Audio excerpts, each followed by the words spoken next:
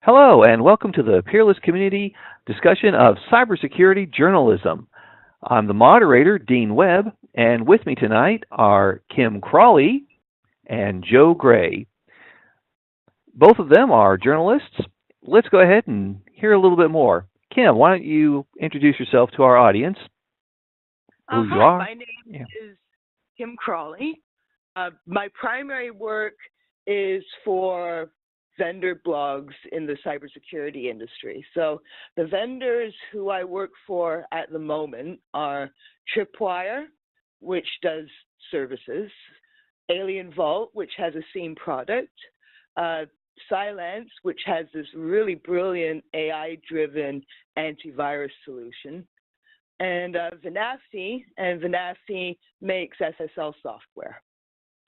So those are the vendors I write for at the moment. So I'm basically a content contributor to their blogs. I also write a lot of stuff that I post on PeerList, and occasionally I have one-off gigs at different publications. So last year I had a one-week temporary gig with InfoSecurity Mag, which was a lot of fun. I would have stayed on if it was a temporary gig. I was just filling in for someone else. And last summer, I was also a contributor to Sophos's well-known Naked Security blog. Right. And how long have you been in this line of work, Kim? Probably like doing precisely the job that I do now, about 5 years. Okay. And in journalism as a whole? Probably since my early 20s. It's only now that I'm able to make a comfortable living, quite frankly. Oh, okay. All right. Well, we'll probably want to get some more into that there. And Joe, over to you. Same questions. What do you do? How long have you been doing it? And how much do you like doing what you do? I'm actually a hobbyist journalist. I'll put it that way. By day, I'm a senior security architect at a Fortune 50 company. Previously, I was a security consultant at a consultant firm. I've been blogging for about 4 years now. I started out with my own advanced persistent security blog, which later brought the podcast, which then brought up along public speaking. And for the most part now, to be honest, I haven't written anything for my own website in probably about a year. I've written for a lot of the same publications as Kim, Tripwire, for example, Alien Vault. Most recently, I have a monthly piece with CSO Online called Advanced Persistent Security, and I, back in November, published my first blog post on dark reading. I've also contributed to Black Hills Information Security, Jenny Radcliffe's blog, as well as ITSP Magazine, CISO Cast, and at some point I'll probably start writing for the IBM Security Intelligence, which I want to make sure that's the exact title, but right. Nevertheless, for that blog, and it is the Security Intelligence blog. I was correct. Okay, great. To finish up the part about the other part of the media with the podcasting, I'm in the process of relaunching my podcast. I've not published anything in well over a year, so I do journalism on two fronts. I do more blogging than interviewing when it comes to written publications. When it comes to other types of publications, I do more interviews by way of the podcast, having various guests on, such as Jason Street, Michael Basil, Cheryl Biswas, Chris Sanders, Rob Gresham. And then I do contribute on a periodic basis to PeerList as well. Actually, well, on the topic of PeerList, I'm also working on getting a project with PeerList off the ground called Through the Hacking Glass, which is actually a mentorship program where mentors and mentees can come, be paired together, and work through a curriculum, various lab engagements, and then the final piece of each level would be called the range, which is where someone would come in. They may harden a system. They may, in the first phase. The second phase, we simultaneously will put a pen tester in with someone to monitor as if they're working in a SOC. Then the next phase, we'll have someone do incident response. And in the final phase, which will be pretty much ongoing, we will provide artifacts to people to produce threat intelligence based on those range exercises. And the ranges are going to have varying levels of difficulty and complexity. So if someone starts out, they're not going to immediately be dropped into a heterogeneous enterprise environment. They're going to be dealing with one or two systems. But we're working on that, more on that later. It does sound exciting there, yeah. So getting back to the journalism, one thing I noticed right away, and this is part of my personal thing here, is that Kim, you've been able to say who you're working for and writing for. You're able to drop names. And Joe, you're like me. You have to say I work at Global Mega Corporation or currentemployer.com, and we can't give out a lot of specifics. So this is something I want to look at, starting with you, Kim. Why is it you're able to come right out and say who it is you work for, and you don't have any worry about saying that? And then Joe, I'll follow with you. Why is it you can't come right out and say this is something that we need to consider as we go public? So, Kim?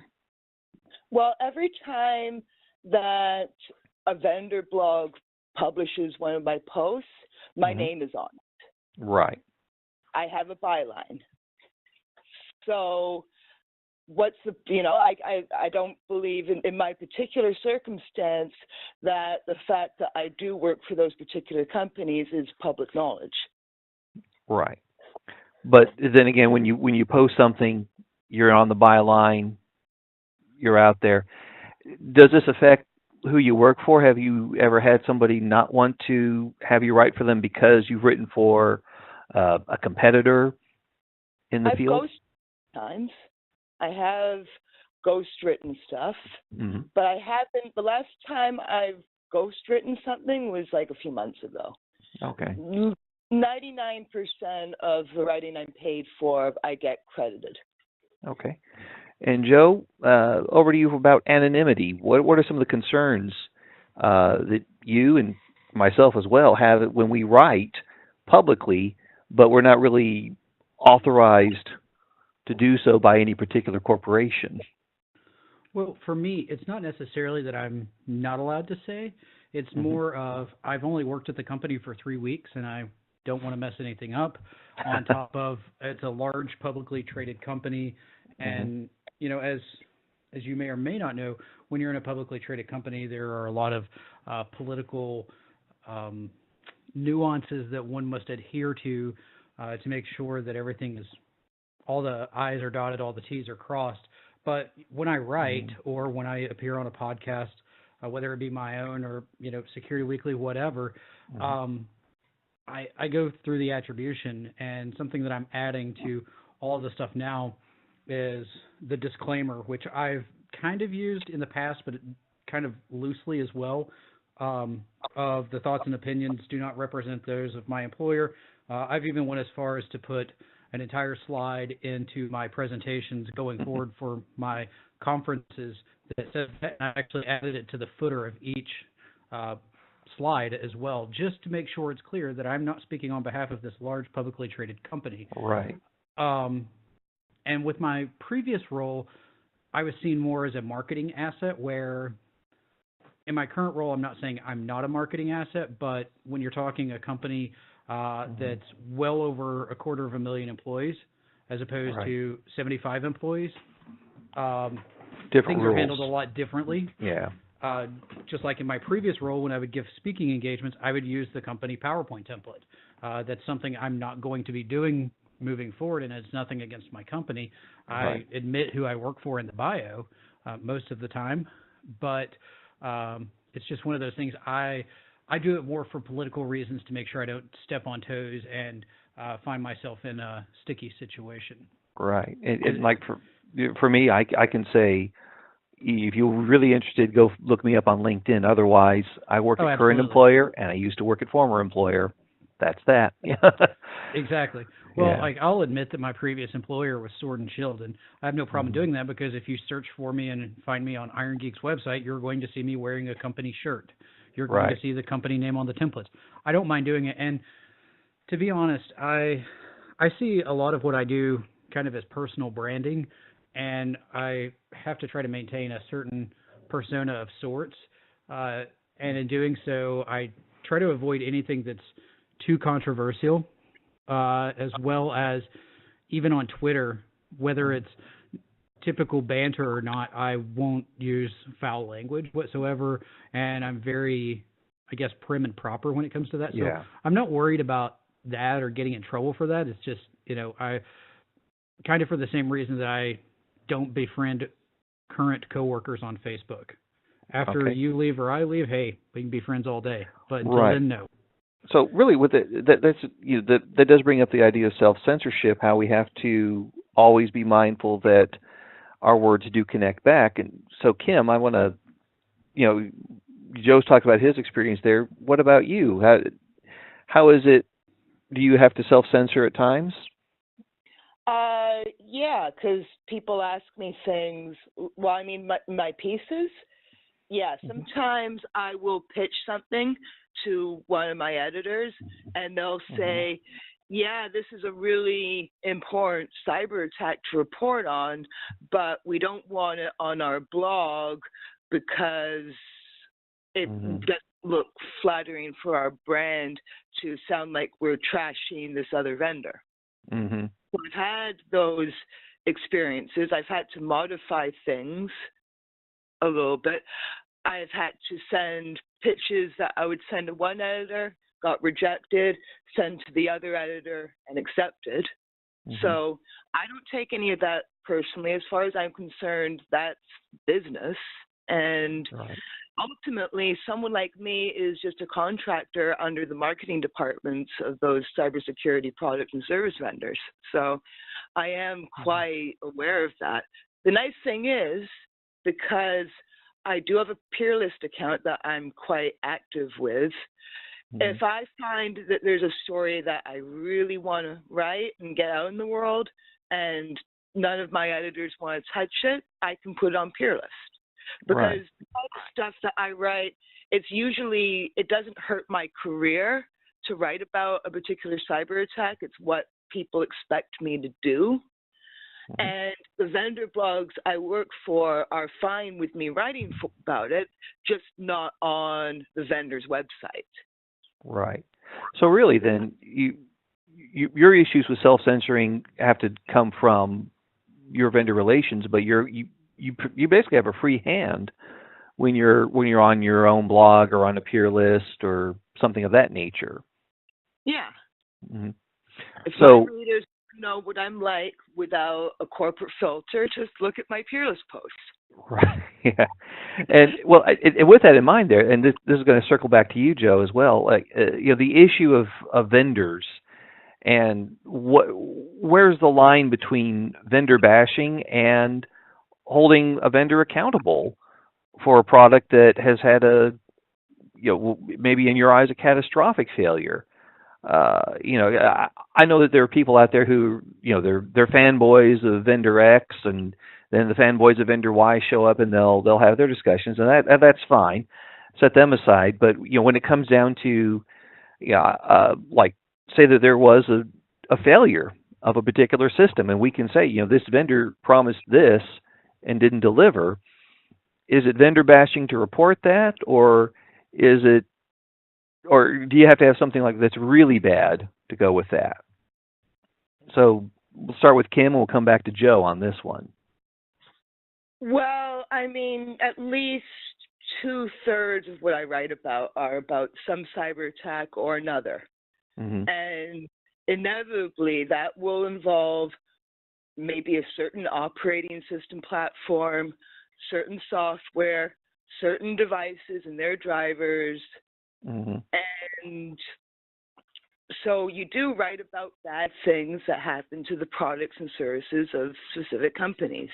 And I'm not I can write about a lot of different cyber attacks for a lot of different vendors' websites, and sometimes I'm not completely clear on what types of cyber attacks an editor for one vendor blog thinks are kosher to write about and which ones aren't.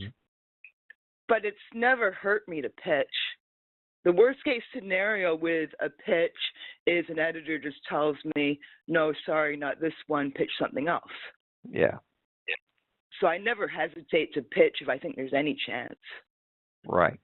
And then Joe, what do you think about, what do you draw the line with vendor bashing and having to come forward and say, this is what I see and I have to say something?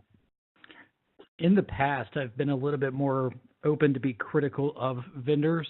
A lot of Advanced Persistent Security's early material was writing about current events dealing with specific vendors. Now, given my position within this publicly traded company, I'm probably going to tread a lot more lightly with it, just because of potential relationships between vendors and my employer and vice versa. So I will probably be a little bit more cautious and tedious about it. But one thing, to echo what Kim was saying with regards to pitching, so I pitched one recently. So a lot of my blogs as of late have been about social engineering, specifically dealing with the social engineering capture the flag at DerbyCon, which I won, which, with it brought a lot of experience, and it was basically of sorts a pen test on a Fortune 500 company.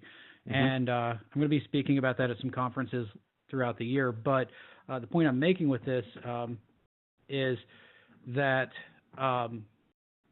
in that same sense, I pitched something to the effect of, here's how you create a fish for under $25.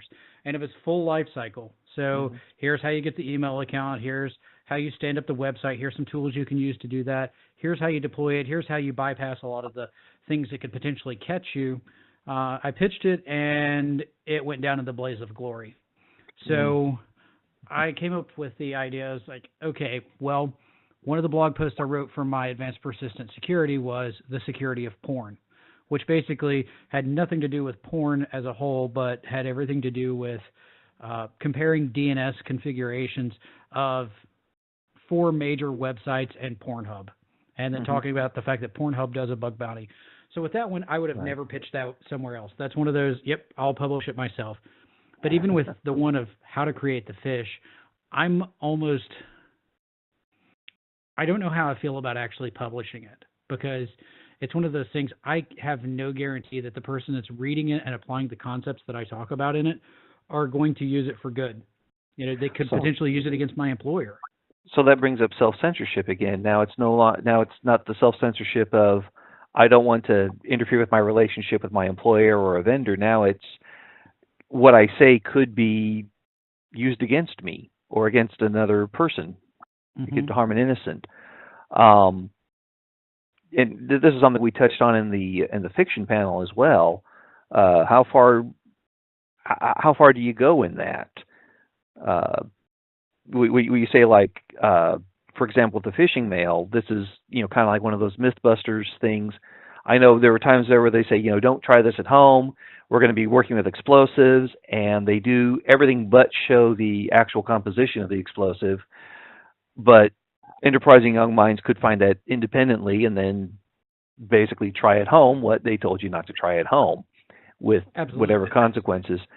So, how much can you say before you've given a recipe for a script kiddie, perhaps, to just say, hey, I'll follow these, and that this is my walkthrough here, and I'll just do a little more research, and voila, I will take down my school, my school server or something. Right. How far do you go in that kind of reporting, in that kind of writing? Well, I typically don't work with the attack side too much. Basically, social engineering and OSINT are my only 2 main attack vectors. I can do some of the other technical stuff, but it's not really what interests me. I'm more interested in the blue team, incident response side. So I don't have to worry too much about that. But if I were going to actually publish the steps to phish, I would definitely reach out to legal counsel and say, I needed a disclaimer to put on this that will absolve me of any liability. And if the lawyer said it's not possible, I just wouldn't publish it. Yeah. If that meant that I had to have a disclaimer longer than the blog post itself, then it may be worthwhile. Yeah. But at the same time, you got to be kind of cautious about that. One of my areas of interest for later study and research is reverse engineering. And we typically think about reverse engineering in terms of, hey, we've got this malware sample, let's find out who did it, what it does, blah, blah, blah, and see how we can make it go back to China, Korea, or Russia, right? Right. But the thing is, as I learned whenever I was studying in the past, basically I was studying full steam ahead, and then the SCCTF came up, and I haven't studied since. But the big thing that came up was, hey, exploit development comes from the same direction. So once I get deeper into reverse engineering, I can learn to do reverse engineering for malware, but okay, well, there's that whole lucrative bug bounty business too. Right. Right. Yeah. I mean, I don't strive to be the next Tavis Ormandy, but that's one of those things that, if I found some exploit for something, this brings up responsible disclosure.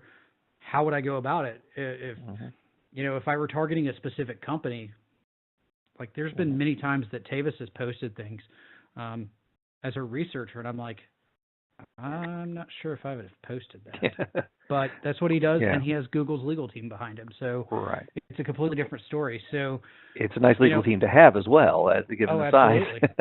Absolutely. And I would like to bounce this off Kim as well. If you were covering a controversial topic, and when I say controversial, I'm not necessarily meaning controversial as in someone may get offended, but more so in you're dealing with an exploit, a vulnerability, or specific steps on how to perform exploitation or do some other adverse action. Would you try to pass it by a lawyer, or would you kind of just, hold it in? How would you approach it? Just since you do journalism more full time than I do.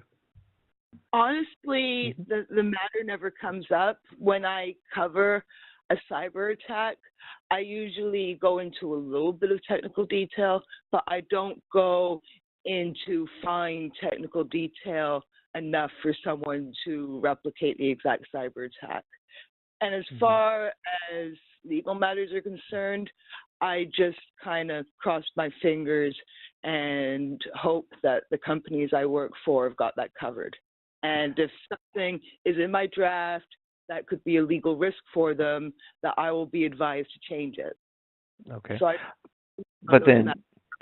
what you're saying is, like, if perhaps, for example, if someone did a cross-site scripting attack on a subcontractor and broke into a major company, I'm thinking, sort of like the Target thing, something, with those broad strokes, you have no problem reporting. But then again, if it comes to like an actual code snippet, or here's how they walked in and impersonated a contractor, that's out. I have used code snippets a few times, but not the full code that was used, like just tiny details to point out, okay, there is the Aleph that's suspect in that Python code, for instance.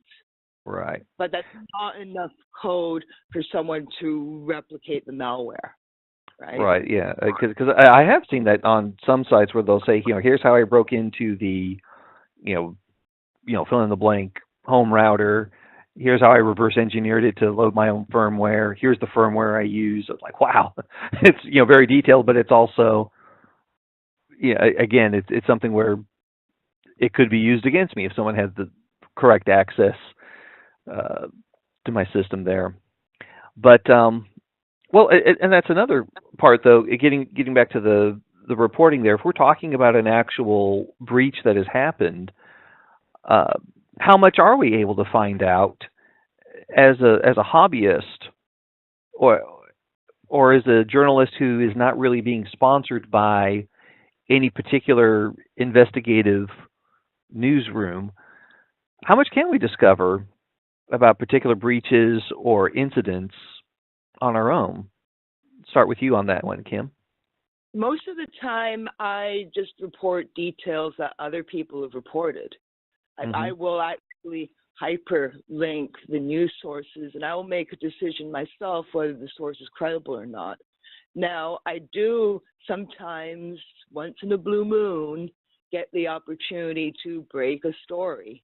I do have people on Twitter who just randomly direct message me story leads. I remember there was one person who worked for a cybersecurity company that I have never had any sort of association with whatsoever. And they were doing some shady things according to my source. And my source made a condition that if I was going to use his lead in any of my work, that I keep him as an anonymous source. So I knew this guy's identity, but I can only use him as a source if I keep him anonymous, which is fine. I respect that. The thing is, though, because he wanted to be kept anonymous, I would have to have other sources back up his claims in order to cover my own ass breaking the story. Because really, with an anonymous source, you could be in a situation where he's revealing information that only he could know, essentially. And you don't want that. Yeah, or he could be that too. The thing is, if he was willing to let me use his real name in the article, then if his lead was bullshit, at least he is accountable for that bullshit because I named him. Right. And then the rest of your story could stand up on its own 2 feet because even without that, but if he's anonymous, then how much of it did you make up and how much of it is real? Right. So I tried to look for other corroborating sources, and I couldn't. So I went back to the source whose identity I know, but I'm supposed to keep anonymous. And I said, I'm sorry, if you're going to be an anonymous source, I need some other sources to back up your claims, and I can't find them. And it hurt me because I was like, this is a really juicy story and it'd be really great to break some news like this. But I just couldn't use that in a story and not expose myself to a lot of risk. Even if all the vendor blogs I work for rejected it and I just posted it on Peerless, I would be exposing myself to legal risk and reputational risk. Because what if it all turned out bullshit? There's my reputation gone. Yeah, so, why read her? She's making stuff up. Yeah, you don't want that. And the thing is, these are the kind of difficulties in journalism that kids are supposed to be taught about in journalism school. How do you handle anonymous sources? What are the journalism ethics behind all this? I never went to journalism school. So I just kind of had to wing learning about all this on my own. Journalism ethics, how to get good sources, how to verify sources, et cetera, et cetera. I had to be self-taught. Yeah. So Joe, about you're dealing with these sorts of things. How do you what are you able to break into as a hobbyist? And what kind of stories can how deep can you dig as a hobbyist? Well, it all depends on how much time I'm willing to invest in the story, really. So I use a lot of the same technique that Kim outlined. I don't typically have sources as in human intelligence. There's been a couple of times that I've ran across some juicy OSINT, open source intelligence.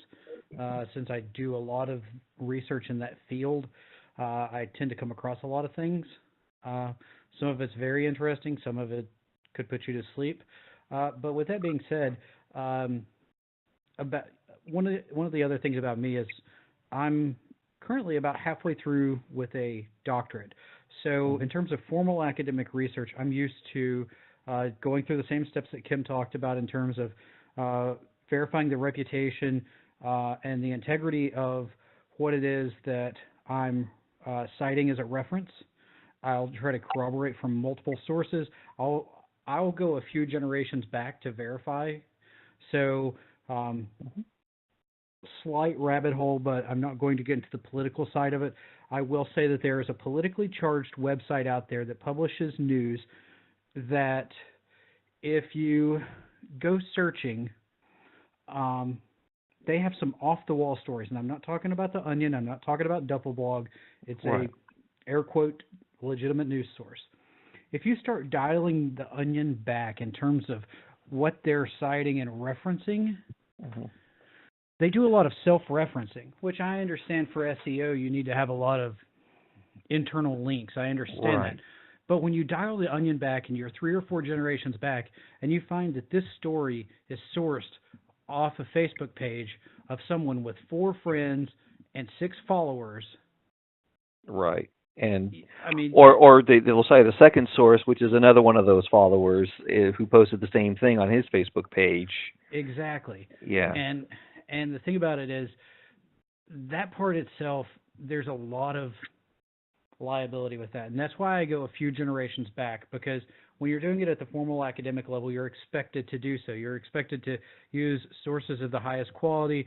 And there's a whole list that I won't bore you with of directions you're supposed to go through when evaluating a resource. I mean, Right. at the school that I was going to before I went on sabbatical, they had an entire 10-week course dedicated to basically how to evaluate your sources, be it for academic research. So with that, I try to throw in some qualitative and quantitative analysis. That's why you might see me write with a very academic tone from time to time. But And that can keep you out of trouble, though, right? Exactly. So Yeah. I try to follow certain rules, like for each paragraph that I publish, I try to have at least one reference in it. Depending on what it is, if I'm talking about my own experience, I don't worry about it too much. But if I'm reporting on a specific story, I try to have at least one reference per paragraph. And then, Right. For good SEO, you need 3 to 5 outgoing links anyway. So I try to do that as well, and try to make sure that I'm connecting to the right things, connecting to sites like Krebs on security. You can't go wrong there. Dark No. Reading, CSO. There's so many reputable sites out there. And, Peerlist is another one. But the thing about it is you've just kind of got to take a look and say, how good is the source? And if you're relying solely on what others are saying, which, I mean, I'm not saying this in a negative way because I do it as well, but that seems to be what a lot of our industry's journalism consists of, aside from the paid vendor journalism, when you've got vendors out doing their research, finding new vulnerabilities, responsible disclosure, and then all of Brian Krebs and God's work that he does. That's kind of the difference, because I think what we see a lot in this industry's journalism space would be a lot of rehashing the news, providing one's own perspective, which perfectly fine, but also a lot of opinion and tutorial pieces, which is something you don't necessarily see outside of this field. Right. It is a lot more editorialized as we take a story and we think it just says some facts and we say, well, here's what I think about those facts. Exactly. They should have had better this, better that. Yeah. So here's an example, something I wrote for Tripwire, and it was basically when the DYN denial of service happened. I think it's DYN, it might be DYN, D-Y-N. Yeah. That took down AWS, Twitter, everything else. Had people calling 911. Everyone's hair's on fire. The thing about it is, I wrote a blog post for Tripwire, and I was talking about what the impact of that is on supply chain security. Because a lot of times when we think supply chain security, we think, oh, well, NSA is going to steal our routers and solder listening devices to it and implant malware. That's what we typically think of. But when you think of supply chain security in terms of cloud providers, upstream and downstream, some of the people that went down, they were 3rd or 4th generation away from AWS. They had no legal basis whatsoever to hold Amazon or anyone else, be it Amazon, DYN, whomever, responsible for what happened. they had no legal basis because they had no binding agreements. And that's one of those, when I wrote it, I put a few links in to explain what happened, to kind of amplify and support my claims. But then in the section that was my analysis, which I typically use that header whenever I'm analyzing something in its original thought, that's when I laid it out of, hey, come to think of it, these guys don't have, or these people rather, don't have agreements with, Amazon or whomever as a cloud provider. So they're basically, out of luck. Whereas the first generation company, they have that service level agreement in place. They can kind of salvage themselves. So this is the outcome. And, I thought it was a very well thought out blog post, but it's one of those that really comes to my mind when I'm thinking of reporting the facts, but at the same time putting your own spin and analysis on it in an unbiased manner, or in a manner that's not skewed, rather, because you can have bias without being skewed. True. Well, it's sort of like I have a background in economics, and we talk about normative versus positive discussions, where a normative one is where you apply some sort of value judgment, and a positive one is where you just simply state the facts, even if students like to think, well, wait, unemployment is high, isn't that negative? Like, well, no, it's a positive statement of fact. Your opinion that high unemployment is bad, now there's normative there. And I think that's it's something where we have to take as much normative information, or sorry, as much positive information as we have, hear all the facts, lay them out, and avoid the what I had one editor call incestuous journalism, where you as you mentioned, you use the self-referencing source. But, you lay out all your facts, and then you're able to state, based on all this, I think this is an undesirable situation, and I need to, we should do better in this area. But with that, I know that writing about security is something that sometimes we're telling the same story over and over. And I'd like to start with Kim on this round of questions. What is it that frustrates you most as you write? Not frustrating about the writing process or getting people, but just the fact that do you ever say to yourself, I can't believe I'm writing this story again. Why don't people do more of this or more of that? What frustrates you? Very often, because ransomware is so much more common now than it was even 10 years ago. You do constantly end up writing about ransomware attacks to specific companies, and they didn't have proper backups of their data that was encrypted by the ransomware. Mm-hmm. And I've told those stories a number of different times. Sometimes I forget about stories that I've written about a few months ago, but I'll look back on it every so often. I'll think, oh yeah, I remember writing that story. And I did that with my writing history recently, and I realized that I have written about very similar Android malware at least 5 or 6 times in the past few months. Like what most Android malware does these days. They're usually connected to command and control servers. They'll do malicious SMS. They'll forward malicious ads. They'll do all kinds of things, and they're just simply based on exploit kits in order to generate money from their victims. And sometimes these apps end up in the Google Play Store, and I've written about this sort of malware so many times, it's really made me appreciate how difficult it is for people who work for Google Play to have to constantly remove malicious apps from their store constantly. It's probably like whack-a-mole for them. Right. Well, stories that I've written about over and over again. But it gets to a point where the first time dog bit man. Wow, that's news, but it happens so often. We have to wait for man bites dog. Now that's a news story. Are we getting to a point, Kim, with like these sorts of ransomware and Android malware that it just happens so often that people are getting alert fatigue? Do you see that happening? I do think about there's another one. Sometimes, because I remember I wrote about Lopi, which was a family of Android malware a couple of months ago. And then I wrote about some other Android malware recently, I think a couple of weeks ago, and it did very much the same sorts of things that Lopi does. There you are. So that's the nature of the vast majority of malicious apps that end up in the Google Play Store, because Google takes a blacklisting approach to apps in their store. So if they find out that an app that someone uploaded to their store is malicious, that's when they remove it. Whereas I think for iOS, it's the opposite. Apps it is, have yeah. to be. And that's why we write much less about Apple issues compared to Android, although they can still happen if you have a compromised store. But, well, that's not this discussion. But back over to you now, Joe. What are the topics that frustrate you about? What are you writing too much about, in your opinion?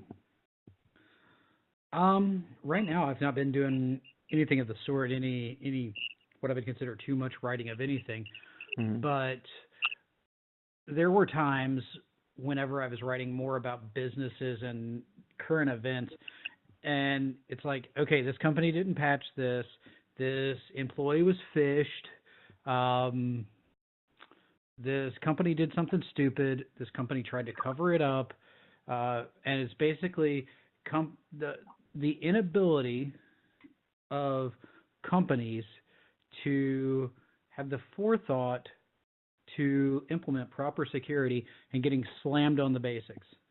And then I remember when all the stuff went down with Yahoo, it's like, this is daunting.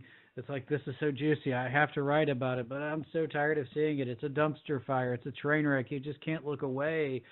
That kind of thing. And then, like, right now, if I were writing more heavily right now, I would say that what would probably frustrate me would be the number of large companies getting sniped and then their executives being absolved of any liability. And then, you know, your standard buzzword stew, all the problems with, you know, we hear everything about Bitcoin, blockchain, AI, machine learning, orchestration here. Orchestration, automation, you name it. And don't get me wrong, I don't cloud. value that.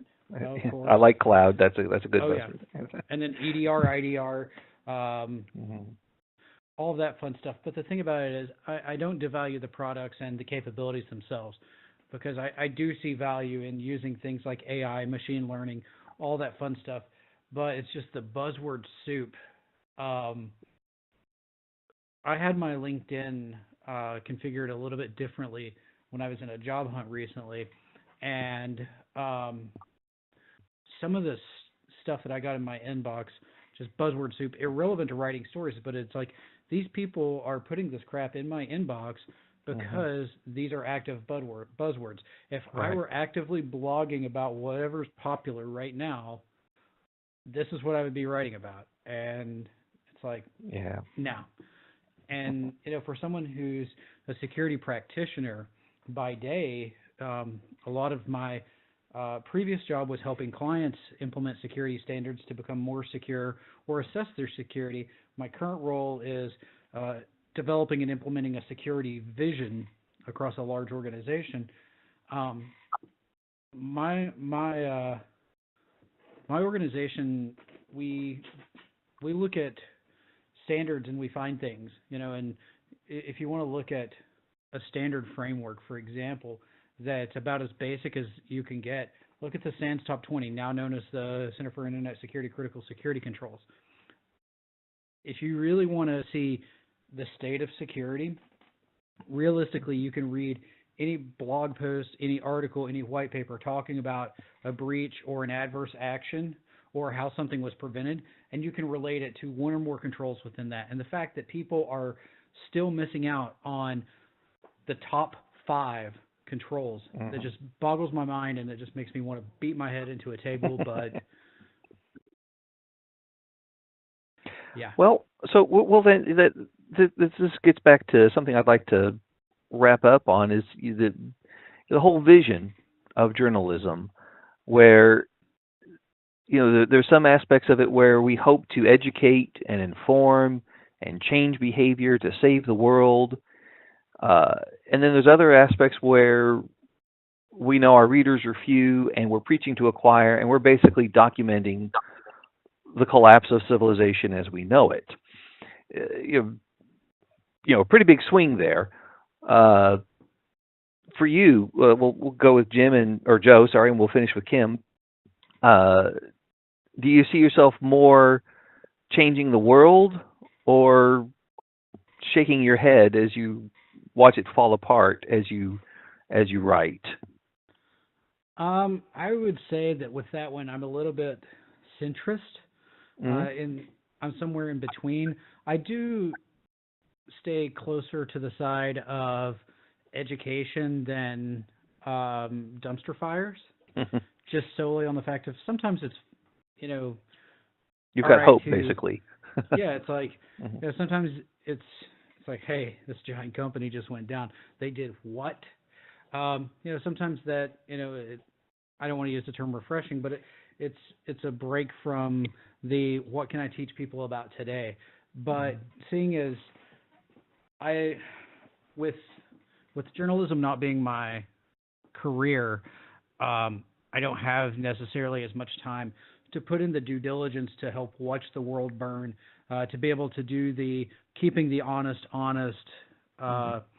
basically what I call the Brian Krebs type stuff. Right. I just don't have the time to commit to that. Like I can run some OSINT and find out some things, but I'm going to be coming up short. So that's why I tend to stick with things more in line with educational pieces. Like, for example, my last 4 blog posts, I can remember exactly what they are. The last one was, here's 5 phishing engagements you could run within your organization. Basically, it's 5 different fish that you could run at certain times of the year and get people to click it more because it's timely. That was the basis of that. The one before it was, here's what you need to know about phishing awareness programs. And then the one before that was the dark reading, how I infiltrated a Fortune 500.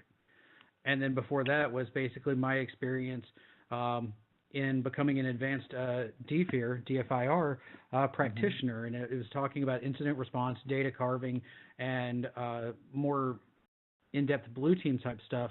And that one was with Alien Vault. And, if you look at the theme of all of those are all relatively tutorial in nature.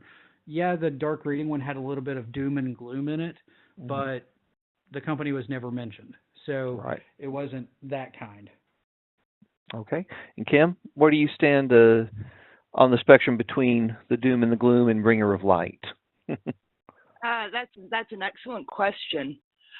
I do hope that by reporting on cyber attacks, for instance, or a lot of the kind of things I write for Alien Vault's blog are just guides to particular applications, how to secure them, that sort of thing. I hope that I am helping to inform people. Like, for instance, the most recent thing that I wrote for Alien Vault's blog was security best practices for configuring SharePoint, Microsoft SharePoint. And there are companies out there, and that's knowledge that they need to know. They need to know that they should enable Kerberos on their IIS servers so that people's authentication data isn't being transmitted in plain text, for instance. Right. So I do feel a kind of nobility there. A lot of the time, because this is my full-time job, this is my source of income, writing about cybersecurity, not as a practitioner. I do get kind of jaded sometimes because it is, on a certain level, it is just a job. It's just something that I do to earn a paycheck. And I'm very content with it because I've had a lot of really crummy jobs over the years. And the job that I have now, it really makes me happy about how relatively easy it is compared to being a call center worker, for instance, or working in a tech support call center, which is something I did quite a bit in my 20s. I know that I'm very ignorant, and I know very well what my own personal weaknesses are. But at the same time, it's good for my self-esteem when people consider me to be some sort of expert on something. Yeah. So my job is good for my ego. I do like being beneficial to the world just by sharing useful knowledge about how to security harden things, what sorts of cyber attacks to look out for so you can better security harden your networks and your applications and your various devices and whatnot. Occasionally, I write things that are actually useful to ordinary consumers. The majority of what I write really pertains more to companies, businesses, enterprises. But sometimes I write stuff that your mother would actually benefit from. Yeah, like how to... My mother, really? That would be good, because I'm tired of helping her. So well, let me give directly. I just hope that someone emails her a link to my piece, right? So I'll do better. I'll give her your personal number, but we'll do that offline anyway. I remember doing consumer type support. I don't really want to get back to doing that. Okay. I won't pressure you there, but I'll give her Joe's number instead. Social engineering and not letting yourself get scammed. That's okay. I'll go ahead and publish my phone number here publicly. It is 555-867-5309. I love those area code 555 numbers. So let's go. Provider Acme by any chance? Yes, that's the one we jumped off the cliff with. But before we go off the cliff ourselves, let's go ahead and have some final thoughts here. We'll ask Joe first and then Kim. Joe, what are the rewards of your profession, and what advice would you have to say to some enterprising young person who wants to get involved in cybersecurity journalism? From a rewarding perspective, the fact that I know that people can come to the blogs that I've written, that I've contributed to, and learn something that they didn't know before, or see a perspective that they wouldn't have seen otherwise. I enjoy that, and that's a lot of the same reason I do public speaking.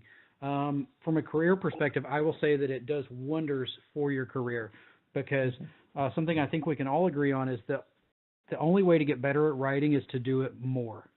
And I'm going to drop a spoiler alert here, but through the hacking glass, we'll actually have a writing element to it as well. So when someone's in doing the pen test portion, they're not going to be in pen testing the world exclusively. They're going to pen test the world, and then they're going to write a report about it, because guess what? That's what you do in the workplace. So when you write blogs that, or any sort of journalistic piece, that allows you to get better at writing, which in turn helps you in your career. And if you're working, if you're talking to a potential employer in an interview and the question comes up, and like, for example, you're going to do a PCI job and they say, hey, there's a lot of writing involved with this job. How are you with writing? Oh, well, I have my own blog that I publish 2 to 3 times a week. I have a monthly piece here, a monthly piece there. I can provide you a writing sample. In fact, in my resume now, I added a third page, which is nothing but links to my media appearances, links to a few of the blogs I've written, and some of the talks I've given, as well as a list of places I've spoken. And I did that for 2 reasons. One was to demonstrate that, hey, I can be the face of your company if you need me to be. I'm well-spoken, I'm well-written, so if I were going into a consulting role, they could be comfortable with me dealing with customers. The marketing team could get their cut on it as well. But alternatively, for me, it allowed me to grease the skids, so to speak. Hey, I'm interested in working for your company, but just so you know, I do a lot of public speaking as well. Right. So for someone wanting to get into it, I would say just do it. Whether that means go on PeerList, whether that means buy your own domain, stand up your own website and do it, whether that means getting a Blogger or WordPress account, do it.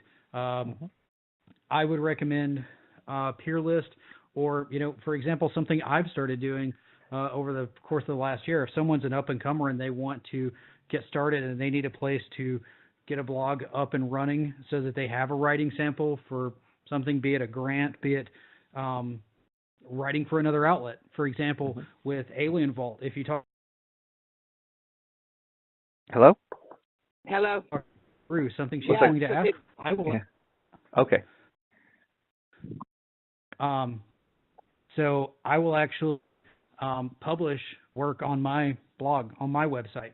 I'll give full attribution to it, but if you want to get your start there, have at it. I have no problem coaching someone through going through the steps, and you know, I'm not an editor. I'm nowhere near the quality of Joe Pettit or Kate Brew or Ed over at CSO.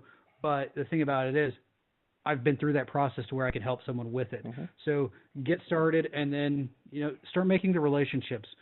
Talk to people like Kate Brew, like Anthony Freed, like Joe Pettit, like Ed over at CSO, the IDG Contributor Network. Make those relationships, and then once you get an adequate writing sample and you feel that you have something worth talking about, reach out to them and get started. In my opinion, Alien Vault is a great place to get started, and as is PeerList. Right. With PeerList, the editorial piece sometimes comes after the fact. That's the one thing I would caution you on, because you may post something, it may not be accurate, and the comment section will typically make you aware of it very quickly. Yeah. Whereas if you're publishing through someone like Alien Vault, Tripwire, ITSP, especially CSO, Dark Reading, I'm sure Cylance is the same way, the editor is going to kind of protect you a little bit with that as well. You can still get things out there. Don't get me wrong, you still could, but you're going to have a layer of protection. So that's something to keep in mind as well. So, and try to write about things you're passionate about. That's kind of the reason I stepped away from just writing about the news, because it started to feel like a chore. So I waited until there was something that I had observed, or I had a unique insight into something, and I tried to make it to where my writing was less frequent and more meaningful. So just like public speaking, the more passionate you are about it, the better the presentation is going to be, and people are going to enjoy it more. Okay. Kim, what are your rewards, and what's your advice to youngsters out there who want to get into this? I agree with a lot of what Joe has said. The only way to get good at writing is to do a hell of a lot of it. And I was really fortunate, because my father, my late father, was a novelist. Well, he was primarily a novelist, but he also did other things, like he wrote commercial copy, he ghost wrote a lot of things. I grew up with my dad, and my dad always wrote for a living. So I knew early on, when I was a little kid, that that's something that someone can do. They can just write for a living, and that could be their job. Just like some people's parents are plumbers, my dad was a writer. So to me, that was normal. And that kind of upbringing was really positive for me, because as weird as this might sound, my dad started to teach me how to write commercially in a way that pleases editors and corporate interests when my age was still in the single digits. So I really had a head start on that. And this might be a little controversial to some people, but I consider myself to be a writer first and a cybersecurity professional second. I think for a lot of people, it's a lot easier to learn the technicalities of information security than it is to have a knack for writing. You know, and I know that there are a lot of people in our industry who are absolutely excellent CISOs. They're great pen testers. They're great at a plethora of different security practitioners. Network gurus, They can't write for shit. They can't, no. Right? No, they can't. Other people in our industry, and most of the people who do what I do and what you do, are security practitioners as their day job, and they do the writing as a kind of side activity. In fact, the majority of people who do what we do that's what their lives are like. They are security practitioners, and they just happen to engage in some cybersecurity journalism. Yeah. For me, I'm an oddball because that's all I do is write about cybersecurity. Sometimes I envy practitioners because they get to go into the data centers and they get to look at the network administration stuff, and they get to look at IPS logs and stuff like that. I'd love to be able to see that sort of thing more often, because most of the time I'm very much removed from it. But at the same time, doing that would also come with not being able to talk about it once you actually got the permission to go in there, right? Yeah, so there's a complication that I lack. Yeah. If someone wants to get into doing exactly what I do and just write on the internet about cybersecurity for a living, I would recommend a lot of the same things that Joe recommended. Start writing on Peerless, because that's a free form. Maybe set up a WordPress blog, for instance, and just write about cybersecurity topics that interest you, so at least you have some sort of portfolio to show an editor, because an editor isn't going to take you on until they're able to read some samples of your writing. So to just, it's the great thing about Web 2.0 is that consumers can also be producers. The problem is if you just write on Peerless or you just write on other free forums, you don't get paid to do that. You need to have companies paying you for your writing. But if you start with the unpaid writing as a hobby for a period of time, that might help you get into a position where you're doing paid writing as well.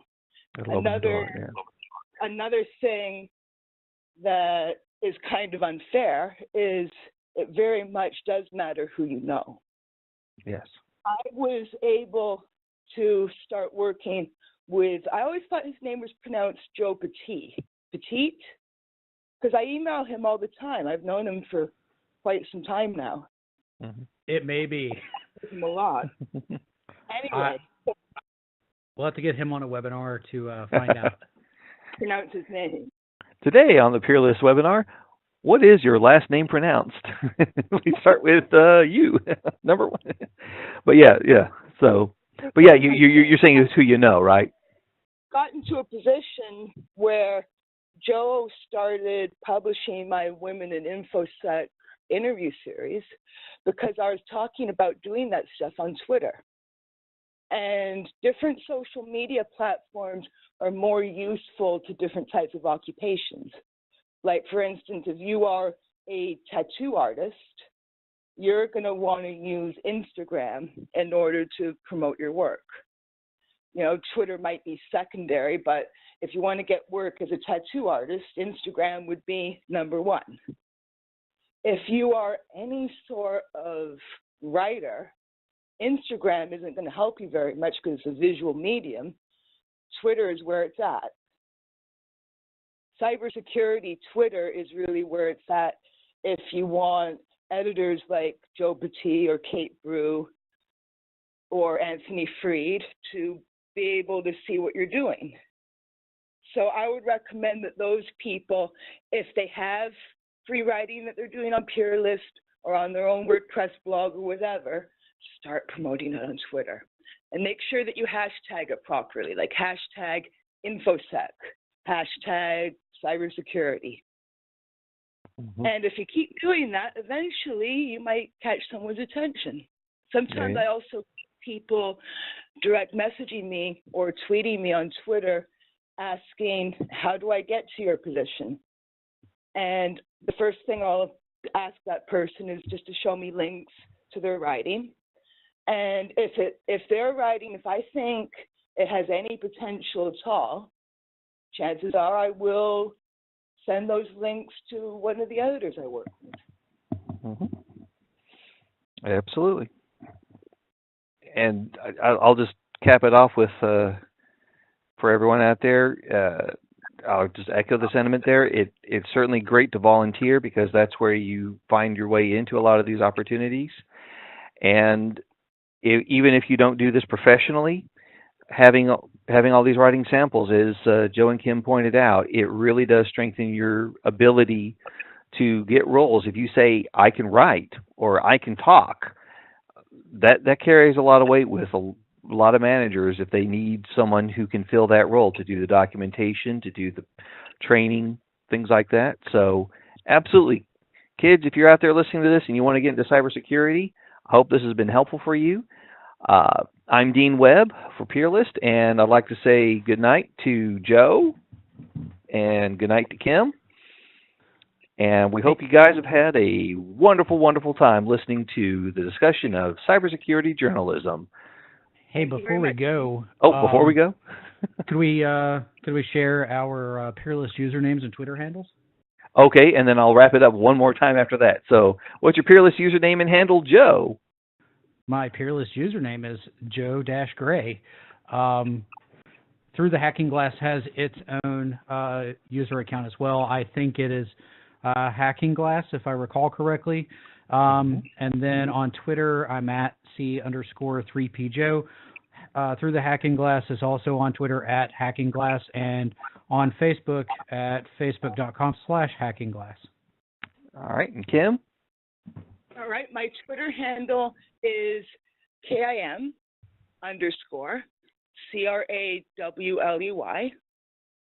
And on Peerlist, I'm not entirely sure what my Peerlist username is without looking it up on my desktop. I think it says Kim Crawley, actually. But yeah, I think it's Kim Crawley or Kimberly Crawley. If you do a search for Peerlist, I will come up very quickly if you type in search strings like that. So. All right. And I'm on Peerlist as Dean Webb. So once again, we've had a wonderful, wonderful conversation, and we hope it's been both enlightening and enthralling for those of you listening. For Peerlist, I'm Dean Webb saying good night.